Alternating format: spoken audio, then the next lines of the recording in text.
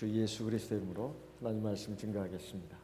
요한복음 2장 1절에서 11절까지 말씀 봉독하겠습니다.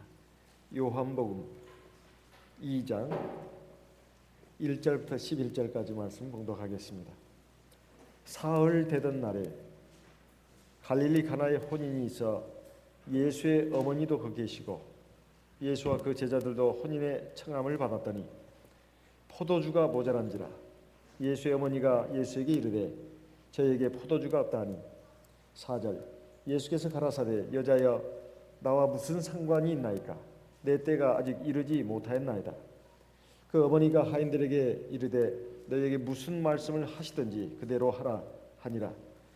거기에 유대인의 결례를 따라 두세 통 드는 물 항아리 6이 놓였는지라. 7절 예수께서 저희에게 이르시되 항아리에 물을 채우라 하신즉 아구까지 채우니 이제는 떠서 연회장에게 갖다 주라 하심에 갖다 주었더니 연회장은 물로 된 포도주를 맛보고 어디서 났는지 알지 못하되 물도온 하인들은 알더라. 연회장이 신랑을 불러 말하되 사람마다 먼저 좋은 포도주를 내고 취한 후에 낮은 것을 내거늘 그대는 지금까지 좋은 포도주를 두었도다 하니라. 11절 같이 읽겠습니다. 예수께서 이 처음 표적을 갈릴리 가나에서 행하여 그 영광을 나타내심에 제자들이 그를 믿으니라. 참 하나님 주 예수 그리스도를 믿는 우리 신앙에 대해서 세상 사람들이 바라보는 시각은 몇 가지가 있습니다. 그 중에 하나는 주 예수를 잘 믿어서 하나님 나라에 갈 뿐만 아니라 이 세상에서도 하나님의 백성으로서 거룩하고 아름다운 삶을 사는 그런 신앙의 도리다. 이렇게 생각을 하는 사람들이 있는가 하면 또 다른 사람들은 기독교는 사람을 왠지 그 삶을 속박하고 자유를 빼앗고 금욕, 욕심을 금한다는 것이죠. 고행, 그러니까 아주 고통스럽게 사는 것, 이것을 권장하는 종교다. 이렇게 생각하는 사람들이 있습니다. 그러면 과연 우리는 어떤 생각을 갖고 있는가 하는 겁니다.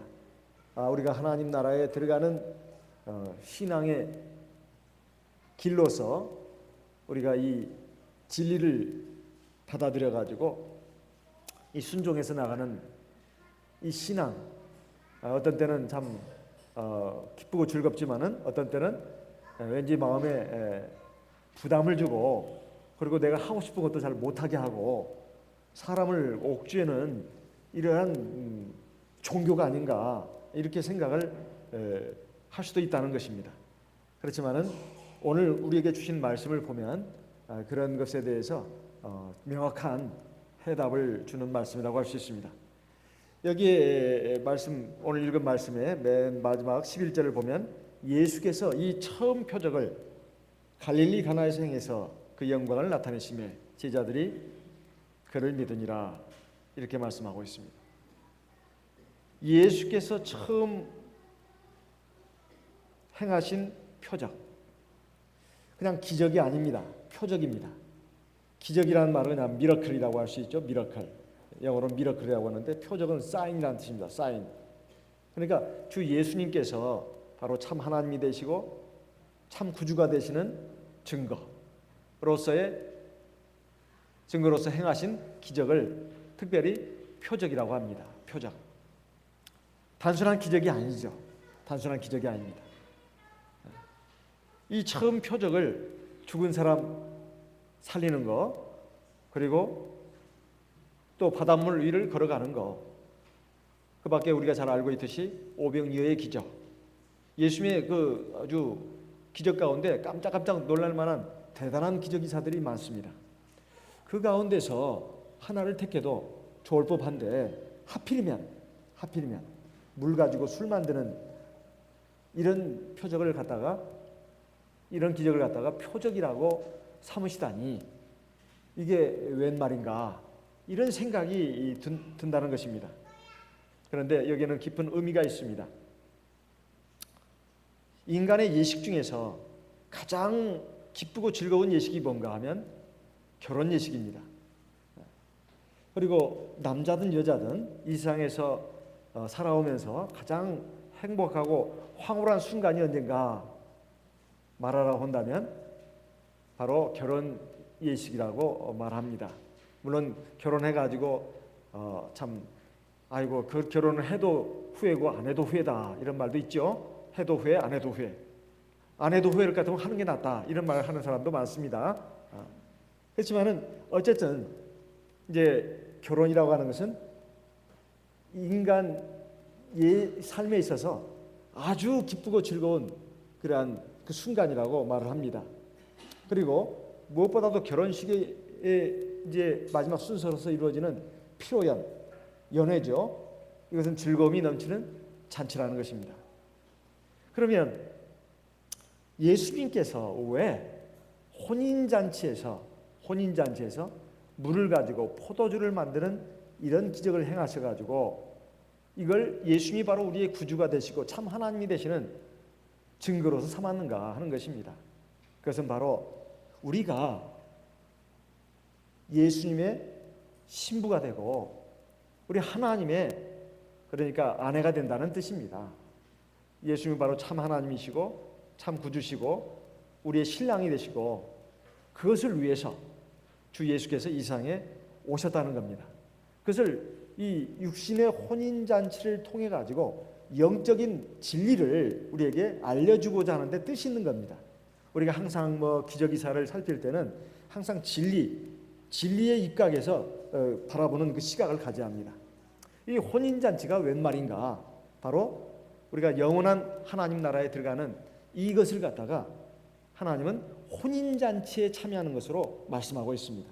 고린도후서 11장 2절 말씀을 읽어보겠습니다. 고린도후서 11장 2절, 고린도후서 11장 2절 말씀 같이 읽어보겠습니다. 고린도후서 11장 2절 같이 읽겠습니다. 내가 하나님의 열심으로 너희를 위하여 열심 내노니 내가 너희를 정결한 처녀로 한 남편인 그리스도께 드리려고 중매함이로다. 언제는 우리가 신부라고 해놓고서 아내라고 해놓고서 이건 중매를 한다고 되어 있는가? 사실 우리는 주 예수님의 약혼한 사이다, 정혼한 사이다 이렇게 말할 수 있습니다. 아직 정식 신부가 되고 아내가 된 것은 아닙니다. 그럼 언제 되는가? 바로 천국에 들어가는 그날, 이제 천국에 들어가는 백성으로서 확정되는 그 시점, 그것이 바로 정식으로 우리가 주님의 신부가 되고 아내가 되는 겁니다. 그러면 왜 그걸 미리 앞당겨 가지고 아내라고 신부라고도 하느냐? 이스라엘의 그 약혼 정혼 제도라는 것이 약혼하면 정혼하면 그냥 신부, 그냥 아내, 남편 이렇게 법적인 효력이 주어졌다는 것입니다. 하지만 실제적으로는 이제 결혼을 해야 비로소 진짜 남편이 되고 진짜 아내가 된다는 것입니다. 계시록 19장 7절 말씀을 같이 읽겠습니다. 요한계시록 19장 7절 말씀을 같이 읽겠습니다. 계시록 19장 7절 같이 읽겠습니다. 우리가 즐거워하고 크게 기뻐하여 그에게 영광을 돌리세. 어린 양의 혼인계약이 이르렀고 그 아내가 예비하였으니 8절 그에게 허락하사 빛나고 깨끗한 세마포를 입게 하셨으며 이 세마포는 성도들의 옳은 행실로다 하더라. 인간 세상에 이루어지는 남녀간의 결혼을 빗대가지고 지금 우리 하나님의 백성들이 참여하게 될 혼인 잔칫날, 혼인날을 갖다가 묘사를 한 것입니다. 어린 양은 주 예수를 말씀하는 것이고 그리고 그 아내는 주 예수 이름으로 세례받고 성령을 받아서 이제 이 세상에 사는 동안 믿음을 지키고 성결을 이룬 성도들을 말하는 것입니다. 자, 신부가 결혼식 날 제일 아름답다고 합니다. 뭐 때문에 아름답죠? 신부 화장을 하니까 아름답지 않습니까? 신부 화장 때문에만 아름답습니까? 그런 건 아니죠. 그의 면사포, 하얀 면사포, 이것이 아주 참 아름답습니다. 근데 왜 빨간 옷을 입지 않고 검은 옷을 입지 않고 흰 옷을 입냐 이 말이에요. 그것은 바로 순결을 상징합니다. 순결을 상징해요. 그러니까 성도들도 이 신부가 입는 그 하얀 면사포 이것을 입어야 된다 이 말이에요. 이거 성경에서는 두루마기라고 말하고 있습니다. 이것이 바로 성도들이 입어야 될 그러한 옷이다 이 말이에요. 그 옷은 바로 성도들의 옳은 행실이라고 말하고 있습니다. 옳은 행실. 어쨌든 이 성도들도 이 주 예수님과 이제 혼인 하기로 정혼한 사이입니다. 약혼한 사이다 이 말이에요. 이제 혼인 정식 날이 이제 우리에게 다가오고 있는데 그 날을 위해서 우리가 준비를 해야 된다. 그리고 예수님께서는 바로 그것을 위해서 우리를 신부로 삼으시고 아내로 삼아 주시기 위해서 그래서 영원한 하나님 나라로 같이 들어가서 영원 동거동락하면서 살도록 하기 위해서 오신 분이다 이런 뜻입니다. 그래서 혼인 잔치에서 처음 표적을 행하신 것입니다. 전설에 의하면 바로 여기에 예수님이 참여한 그 결혼 예식은 예수의 육신상의 어머니 마리아의 친척되는 사람의 혼인 잔치라고 합니다. 1절에 의하면 예수님의 그러니까 신랑의 어머니하고 예수님의 육신상의 어머니 마리아하고는 자매가 아니라고 합니다. 그러니까 마리아로서는 자기 조카가 지금 결혼을 하는 것입니다. 여기에 지금 자기 아들 육신상으로는 자기 아들 예수님만 오는 게 아니었습니다. 예수님의 제자들도 같이 따라왔다 이 말이에요. 같이 따라왔습니다. 이미 예수님은 공생의 삶을 시작하셨습니다. 그러니까 제자들이 주님을 따라다녀야 되지 않겠습니까? 그러니까 예수님이 육신상에 지금 사촌 형제 결혼 예식에 온 것이죠. 그러니까 제자들은 뭐 주군이 따라가는 곳이라면 어디든지 따라가야 되는 것이니까 같이 이렇게 결혼 예식에 참여를 한 것입니다. 그런데 아주 곤란한 일이 생겼다 이 말입니다. 결혼 예식에 있어서 참 꼭 있어야 될 포도주가 모자라게 되었습니다. 그래서 예수의 어머니 마리아가 예수님에게 말했습니다. 저에게 포도주가 없다.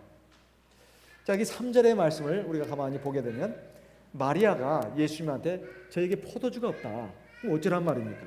어디 가서 사오란 말입니까? 어디 가서 구해오란 말입니까? 저에게 포도주가 없다.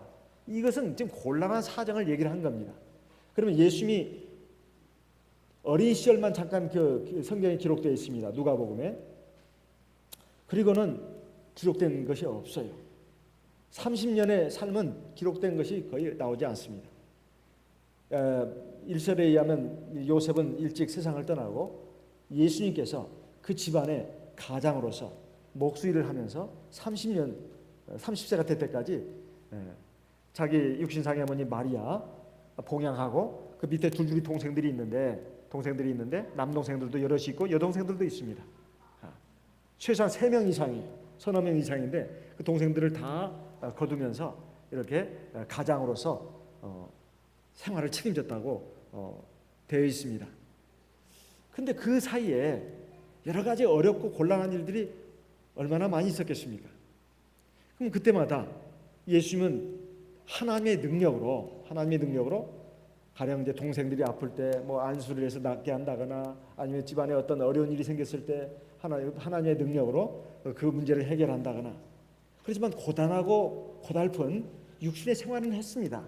목수로서 그 가장으로서 가정을 책임지는 그 삶을 살았다 이 말이에요. 마리아가 비록 자기 몸에서 난 아들이지만 정말 하나님의 아들인 것을 자기 눈으로 보고 체험한 그런 일들이 한두 가지가 아니었을 겁니다. 그런 경험에 입각해서 지금 말하는 것이라고 봐야 된다 이 말이에요. 포도주가 떨어졌는데 어쩌란 말이냐 이 말이에요. 그것은 예수님께서 이 어려운 상황을 반드시 해결할 수 있는 분이라는 것을 마리아가 알았다는 것입니다. 그러니까 지금 얘기를 한 것입니다. 그러니까 예수님이 뭐라고 했느냐, 참 누가 들으면 굉장히 참 매몰차고 또 서운한 그런 그 태도를 보였습니다. 4절에 예수께서 가라사대 여자여 나와 무슨 상관이 있나이까? 내 때가 아직 이르지 못하였나이다. 아니 이게 하나님의 아들로서의 공생의 사역을 시작하셨다 하더라도 그래도 지금까지는 어머니라고 불렀을 거 아닙니까? 그런데 이제 여자여 이렇게 호칭하고 있습니다. 여자여, 나와 무슨 상관이 있습니까? 이 첫 호칭도 좀 민망하기도 하거니와 나와 무슨 상관이 있습니까? 아니 이제 뭐 완전히 뭐 남남인 것처럼 이렇게 매정하게 매몰차게 이렇게 마리아에 대해서 말할 수 있냐 이 말이야. 그리고 뒤에 내 때가 아직 이르지 못하였나이다. 이것이 바로 이 문제를 예수님의 말씀을 푸는 열쇠입니다. 아직 내 때가 이르지 않았다. 이 내 때가 이르지 않았다는 게 무슨 뜻일까요? 이것은 주님께서 구주로서 이 세상에 오신 목적, 즉 온 인류의 죄값을 십자가에서 청산하시고 이제 온 인류를 구원하실 때 그것은 십자가에서 피를 흘리셔야 합니다. 그러니까 예수님께서 십자가에서 피를 흘려 돌아가심으로써 우리 인류를 구원하실 때가 아직 이르지 않았습니다. 그러니까 예수님은 십자가에서 온 인류의 죄값을 치르기 위해서 흘릴 자기의 피를 갖다가 말하는 것입니다. 포도주를 말하는 게 아니에요. 자기 피를 말하는 것입니다. 그 피가 바로 이 포도주로 지금 연관되어 가지고 말씀하는 거예요. 우리가 지금 우리가 영은회 때 성찬을 들지 않습니까? 근데 처음에 떡을 들고 그다음에 뭘 먹죠? 포도즙을 먹잖아요. 그 포도즙이 뭡니까? 성령이 운행하시는 가운데서 우리가 예수 이름으로 기도하면 그 포도즙이 뭐로 바뀌죠? 영적으로 예수의 피로 바뀌지 않습니까? 영적으로. 그것은 바로 우리가 예수의 신부가 되고 예수는 우리의 남편이 된다는 뜻입니다. 그래서 영원한 생명을 우리가 이제 가진 자로서 주님의 혼인잔치에 들어가는 그 날까지 우리가 성찬을 계속 시행해야 된다 이 말이에요. 주의 죽으심을 오실 때까지 우리가 기념하면서 또 전하면서 우리가 지켜야 되는 것이 바로 성찬 예식입니다. 근데 성찬 예식 전에 우리가 예수의 보혈로 세례를 받는 거 아니겠습니까? 우리가 물 세례 받지만 그 물이 바로 예수의 피 아니냐 이 말이에요. 그로 인해 가지고 우리가 세례를 받으면 값없이 의의 옷을 입지 않습니까? 그래서 예수의 신부가 되잖아요. 약혼자가 되잖아요. 정확하게 말하면 정혼자가 되는 것입니다. 그런 때가 아직 이르지 않았습니다. 그야말로 이 예수의 말씀은 동문서답입니다. 우문 현답 이렇게 말할 수 있어요. 사실 마리아는 물질적인 포도주가 떨어졌다고 말하는 것입니다. 근데 예수님은 거기에 대해서 영적인 포도주에 대해서 지금 말씀하고 있는 거예요. 물질적인 포도주를 지금 문제를 말하고 있는 마리아에 대해서 예수님은 영적인 포도주를 지금 얘기하고 있다 이 말입니다. 요한복음 7장 8절 말씀을 보겠습니다. 요한복음 7장 8절 같이 읽어보겠습니다. 요한복음 7장 8절 같이 읽겠습니다. 너희는 명절에 올라가라. 나는 내 때가 아직 차지 못하였으니 이 명절에 아직 올라가지 아니하노라. 명절, 이 종교 명절을 말하는 것입니다. 지금 이 명절에 지금 그 초막절 이런 명절을 맞이해 가지고 2절에 나와 있습니다. 예루살렘의 제자들 보고 올라가라고 말하고 있습니다. 하지만 나는 아직 내 때가 이르지 않았기 때문에 올라가지 않겠다. 너희들만 가라. 이 내 때가 이르지 않았다는 것은 주님께서 십자가에서 피를 흘려 돌아가실 때가 이르지 않았다는 뜻입니다. 요한복음 7장 30절 말씀도 읽어보겠습니다. 요한복음 7장 30절 같이 읽어보겠습니다. 요한복음 7장 30절 같이 읽겠습니다. 저희가 예수를 잡고자 하나 손을 대는 자가 없으니 이는 그의 때가 아직 이르지 아니하였음이러라. 그의 때 예수님이 죄인들의 손에 붙들려 가지고 십자가에 못 박혀서 피를 흘리실 그때가 아직 이르지 않았다 이런 말씀입니다.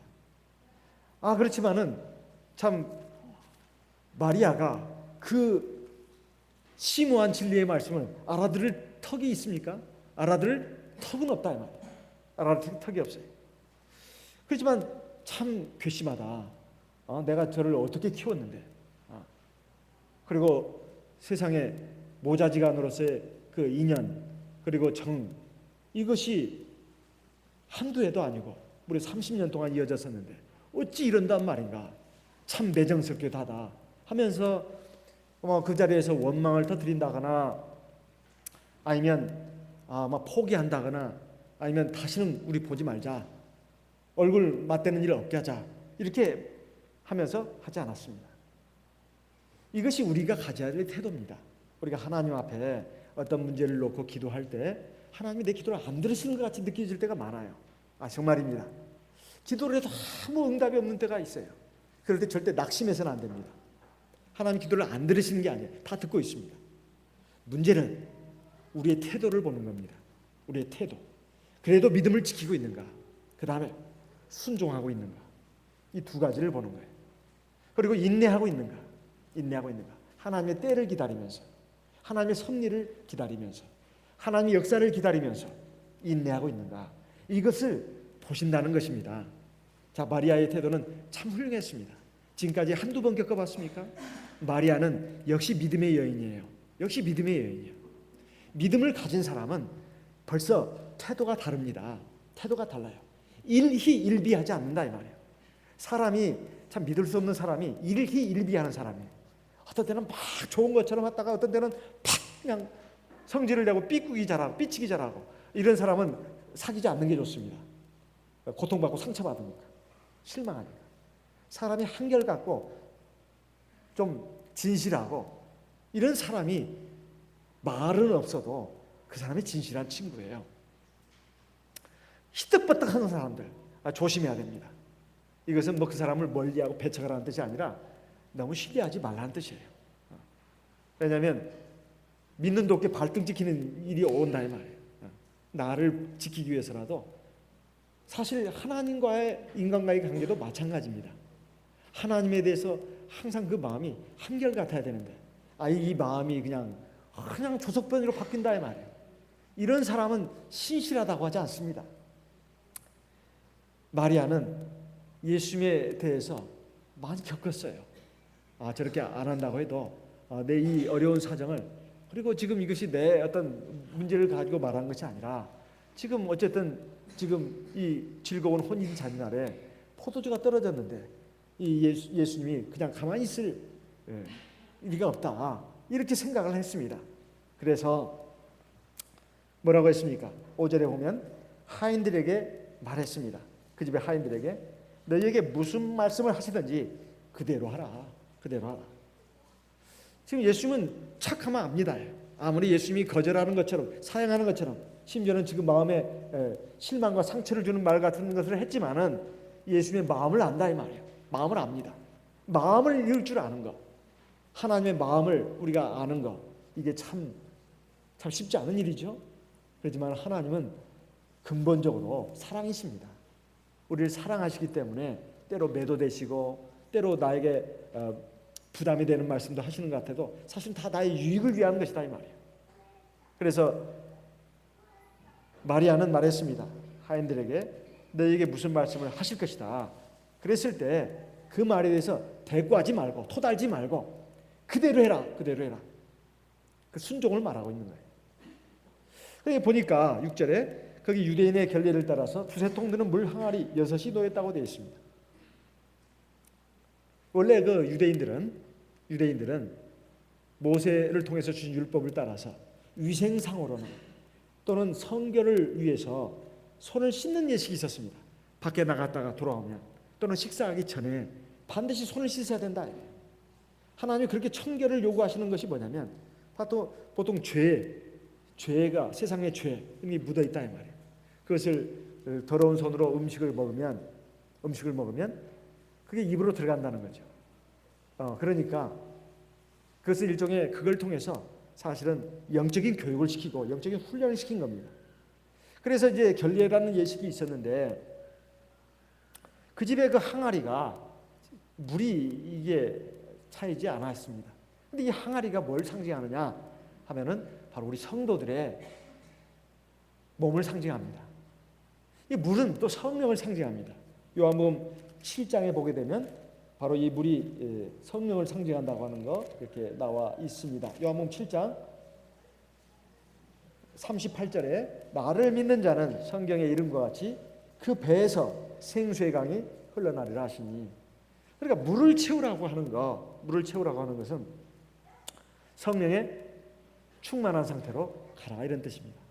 그리고 하인들에게 예수님께서 하신 말씀은 항아리에 물을 채우라는 말씀입니다. 그 말씀에 하인들이 순종했다 이 말이에요.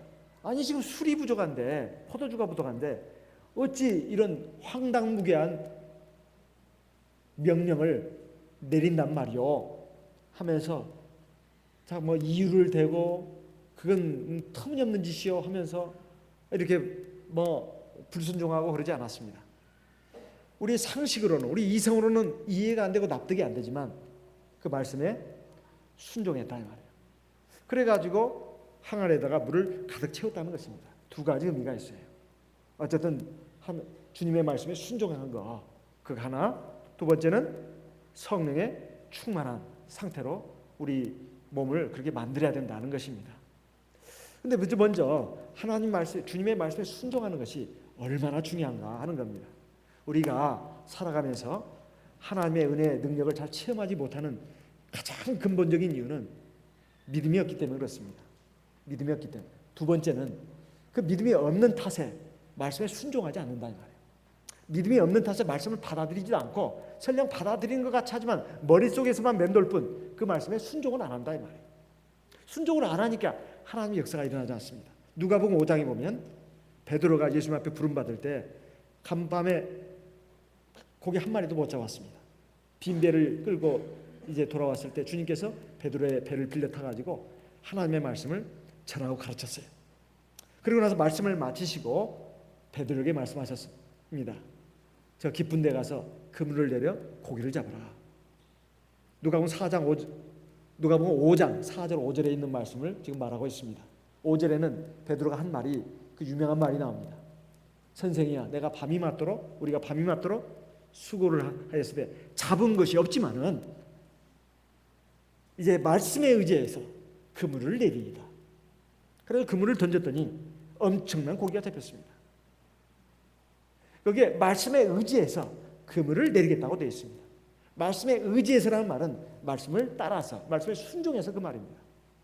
우리가 하나님의 말씀을 들을 때 하나님의 말씀 몇 가지가 있는데 큰 줄기가, 첫째는 예수 믿고, 예수를 구주로 믿고 참 하나님을 믿고 물 세례받고 성령 세례받고 안식일을 지키는 거, 또 세종례하는 거, 성찬례하는 거, 이런 구원의 기본 진리, 핵심의 진리 말씀이 있습니다.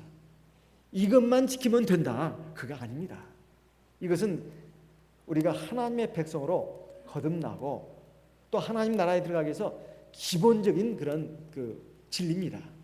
이거 없이 다른 거 다 지켜서 소용이 없어요. 하지만 이것만 지켜가지고 되는 건 아니다 이 말이에요. 하나님의 말씀에 보게 되면 우리가 하나님의 백성다운 백성이 되도록 거룩하고 진실하고 착하고 아름답고 바르고 정직하고 온유하고 겸손하고 이런 그 여러 가지 말씀들이 많이 있어요. 그리고 여러 가지 시험이 오고 고난이 오고 그럴 때 좌절하거나 절망하거나 또는 누구 원망하거나 누구 욕하거나 미워하거나 싸우거나 다투거나 하지 말라, 이런 말씀도 또 있습니다. 그런 말씀들이 큰 줄기별로 이렇게 다 있다 이 말이에요. 근데 그 말씀에 우리가 믿음으로 다 순종해야 되는 겁니다. 예수 믿고 세례받고 성령 받고 안식일 지키고 그것만 순종하면 되는 거 아닙니다. 그건 당연히 순종해야 되고, 그리고 우리의 성결, 그리고 또 바르고 착하고 남을 배려하고 또 인내할 줄 알고, 그리고 악을 행하지 않고 악이 왔을 때 그것을 선으로 이기고 또 원망하지 않고 불평하지 않고 남 시기 질투하지 않고, 정말 하나님의 백성으로서 정육명체, 위에서 보나 아래서 보나 옆에서 보나 뒤에서 보나 한결같은 그 영롱한 진주처럼 아름다운 빛을 발할 수 있는 그러한 그 성도로서 완성되어 나가야 된다 이 말이에요. 그러기 위해서 하나님의 말씀이 우리에게 주어졌습니다. 그런 말씀들을 우리가 믿음으로 순종해야 된다. 저 사람 참 믿음 좋은데 저 사람은 저런가. 그게 참 말을 잘못하는 겁니다. 믿음이 좋다는 것이 주여 믿습니다, 믿습니다, 이거 가지고 믿음이 좋다고 말하지 않습니다. 믿음이라고 하는 것은 순종을 반드시 동반하는 것입니다. 그래서 여호수아 1장에 보면 이렇게 말씀하고 있습니다. 여호수아 1장 말씀을 보겠습니다. 여호수아 1장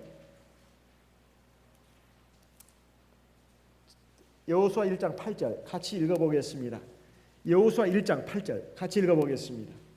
이 율법책을 내 입에서 떠나지 말게 하며 주야로 그것을 묵상하여 그 가운데 기록한 대로 다 지켜 행하라. 그리하면 내 길이 평탄하게 될 것이라. 네가 형통하리라. 율법 그러면 사람이부터 거부감 느끼는 분들이 참 많습니다. 지금 무슨 율법 따지냐고. 지금 은혜 시대지 무슨 율법 시대냐고. 그렇게 생각하시면 안 됩니다. 하나님의 말씀을 율법이라고도 합니다. 하나님의 말씀을 다른 말로. 하나님의 말씀을 다른 말로 계명이라고도 하고 증거라고도 하고 율법이라고도 한다 이 말이에요. 그렇게 알레르기 반응 보일 필요가 없어요. 하나님의 말씀, 기본적인 진리뿐만 아니라 우리가 하나님의 백성다운 백성이 되도록 주신 모든 말씀, 그리고 하나님 나라에 들어가기 위해서 꼭 지켜야 될 말씀, 이걸 통틀어서 율법이라고 한다 이 말이에요. 그 말씀을 듣기만 하고 이해만 잘하고 알고만 많이 있으면 되는 것이 아니다 이 말입니다. 그 말씀을 실행하라 이 말입니다. 순종하라 이 말이에요. 그러면 중요한 효과가 있다. 그리하면 내 길이 평탄하게 될 것이다. 이게 얼마나 중요합니까? 내 길이 왜 이렇게 평탄하지 않은가? 그거 걱정하고 두려워할 일이 아니라 내가 하나님을 잘 경외하고 하나님 말씀을 내가 지키, 참 그것이 어려운 말씀들이 아닙니다. 너 정직해라, 겸손해라, 온유해라, 오래 참아라. 그게 어려운 말씀입니까? 우리가 못돼서 그렇죠. 우리가 성질머리가 그 모양이라 그렇죠. 사실은 하나님 말씀 가운데 우리가 지키지 못할 말씀이 하나도 없습니다. 우리가 정말 진실한 마음과 겸손한 마음을 가지면 다 지킬 수 있는 말씀이라고 되어 있어요. 그런데 그렇게 우리가 우리의 완악한 마음으로 자꾸 거부를 하니까 그게 항상 우리를 옥죄고 거북하게 하는 말씀처럼 느껴지지만 그렇지 않다 이 말이에요. 그러면 네 길이 평탄하게 된다고 되어 있어요. 그리고 네가 형통하게 된다고 되어 있습니다. 얼마나 감사합니까? 요한복음 14장을 보겠습니다. 요한복음 14장 21절 같이 읽어보겠습니다. 요한복음 14장 21절 같이 읽어보겠습니다. 나의 계명을 가지고 지키는 자라야 나를 사랑하는 자니 나를 사랑하는 자는 내 아버지께 사랑을 받을 것이요 나도 그를 사랑하여 그에게 나를 나타내리라. 주님을 사랑하는 자, 바로 주님의 계명을 지키는 자라고 되어 있어요. 이렇게 주님의 계명을 지키는 사람에게는 즉 주님도 그 사람을 사랑해서 그에게 나를 나타내 주겠다. 이 말은 주님의 은혜와 능력, 그 놀라운 은총의 역사를 갖다가 강력하게 펼쳐주시겠다는 것입니다. 어떤 마을에 아주 부자가 있었습니다. 이 사람이 얼마나 부자인지 집안에 재산도 많을 뿐만 아니라 농사도 많이 졌어요. 그리고 창고도 막 곡물이 가득가득했습니다. 그리고 하인들이 굉장히 많았어요. 근데 얼마나 이 사람이 구두쇠인지 그리고 철저한지 그 하인들을 갖다가 아침 일찍부터 저녁 늦게까지 막 부려먹는 사람입니다. 그리고 아주 인색한 사람이었어요. 근데 이 부자가 이제 환갑날이 왔습니다. 그래가지고 하인들에게 이제 명을 내렸습니다. 이제 며칠 있으면 내 환갑날이다. 너희들에게 명을 내리노라. 이제 이 볏집단을 줄 테니까 이걸 가지고 새끼줄을 만들 때 되도록이면 가늘게 그리고 길게 그러면서도 튼튼하게 새끼줄을 많이 최대한 길게 만들어라 이렇게 했습니다. 그러니까 그 하인들이 전부 다 입이 막 부툭부툭 튀어나와가지고 원망 불평을 했습니다. 이 구두쇠 영감탱이가 자기 환갑날을 맞이해가지고서도 이렇게 우리들을 부려먹고 일을 시키다니 그러면서 거의 대부분 막 불평을 하면서 어떤 하인은 나 기분 나빠서 못해 안 해 하면서 내가 이딴 짓을 왜 해 내가 그러면서 이제 그걸 안 했습니다. 또 어떤 하인들은 그래도 주인의 명이니까 그래도 따라해야 되지 않겠나 해가지고 근데 이제 막 성의 없이 했어요. 막 두껍게 그리고 짧게 그리고 약하게 이렇게 했습니다. 근데 딱 한 하인만큼은 고지고대로 했습니다. 가늘고 길게 그러면서도 튼튼하게. 이제 환갑날이 왔습니다. 잔치를 벌이고 이제 흥겹게 많이 즐기면서 먹은 이제 그 잔치가 이제 지나가고 그 주인이 하인들을 다 불러 모아가지고 이렇게 말했습니다. 너희들 그동안 애 많이 썼다, 수고했다.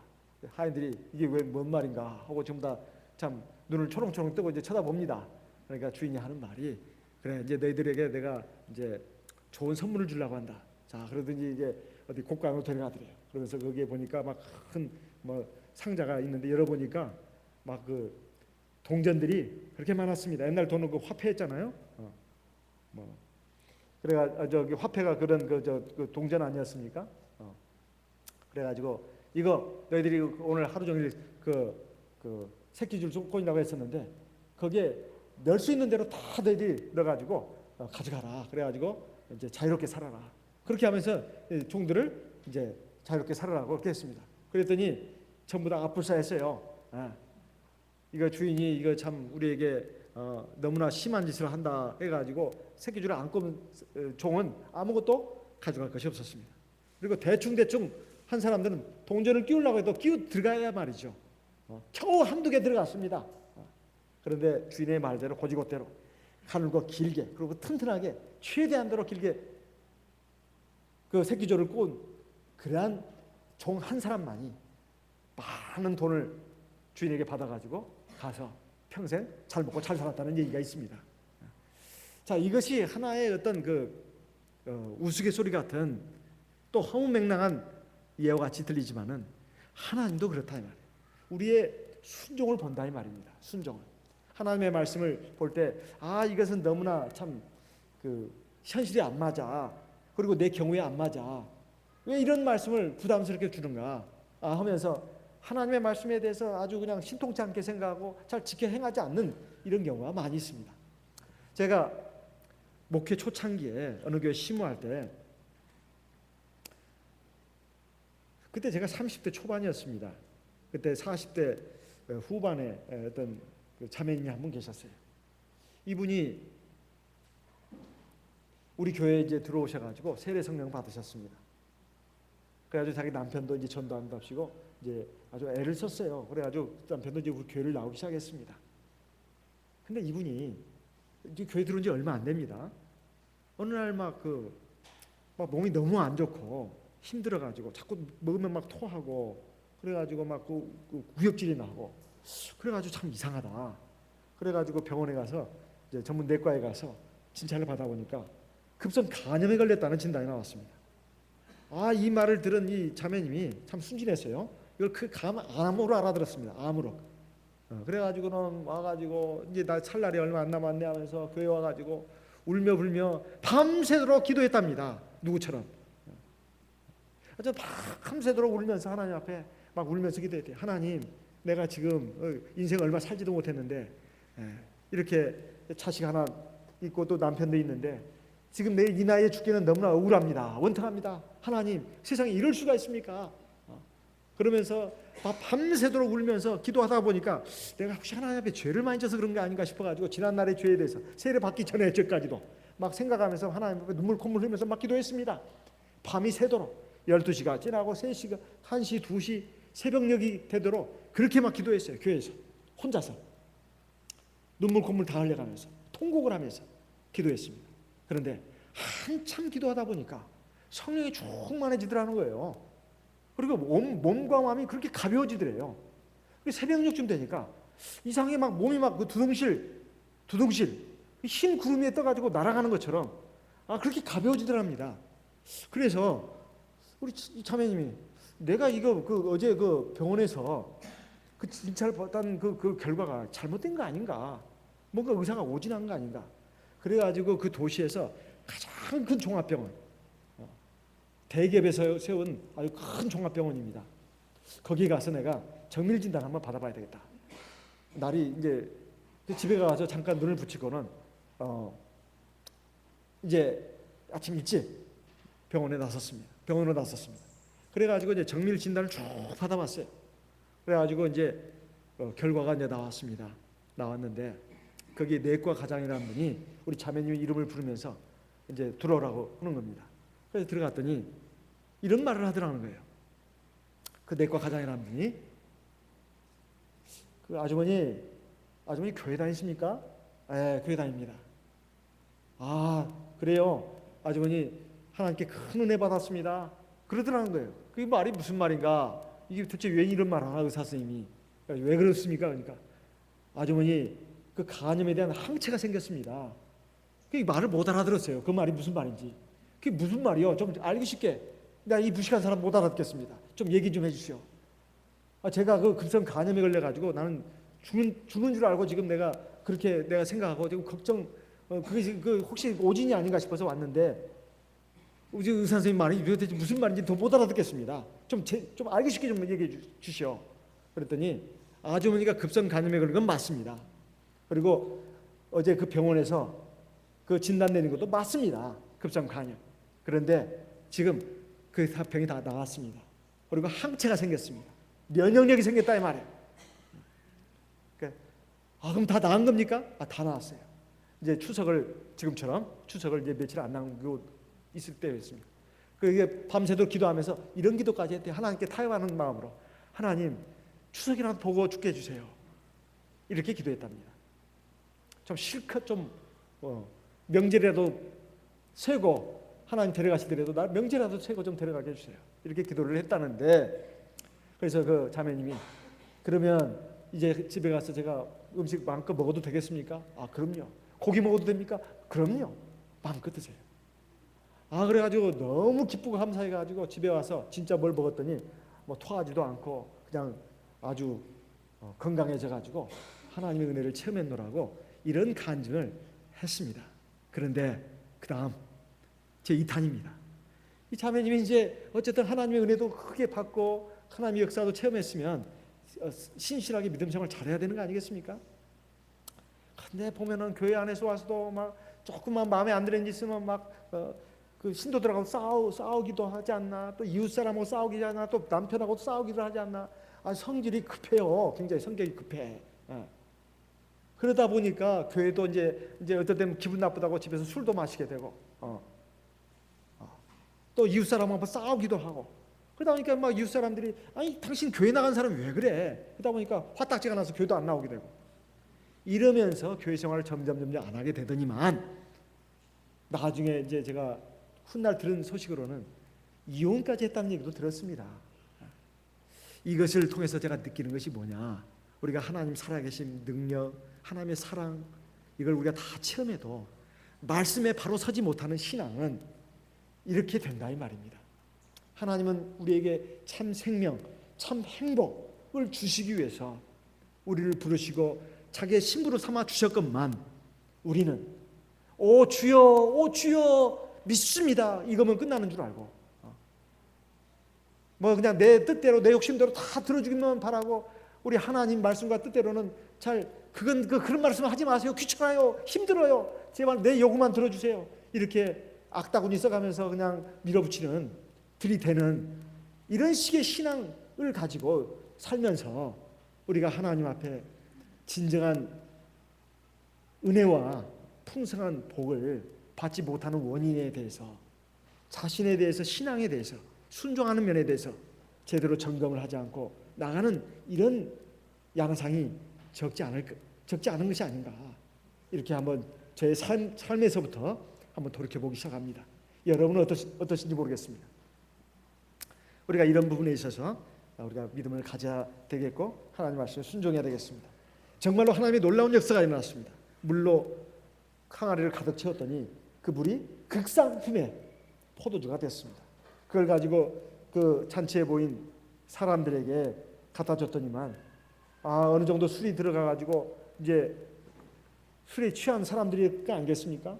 그런데 이런 포도주를 갖다가 왜 이제 내놓느냐?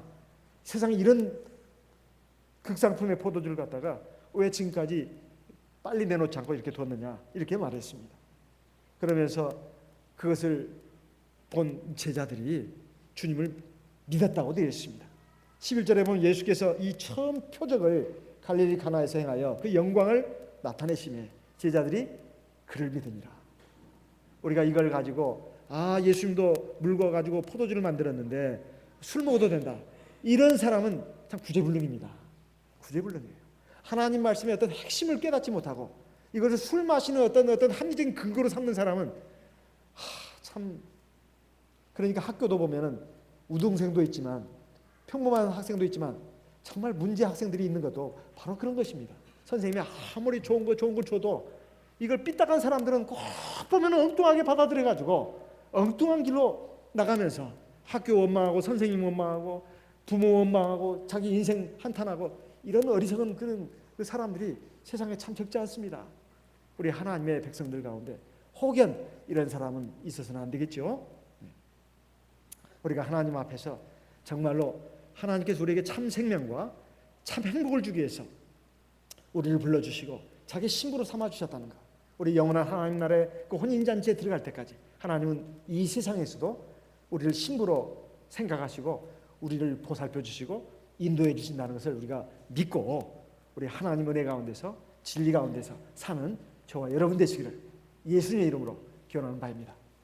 이 시간 말씀을 기억하시고 우리 하나님 앞에 기도하겠습니다. 나와 내 가정, 우리 교회, 총회, 우리 이 나라 이민족 하나님 앞에 참 구원 받아서 누릴 수 있는 그런 하나님의 구원의 역사가 일어날 수 있도록 다 같이 기도하겠습니다.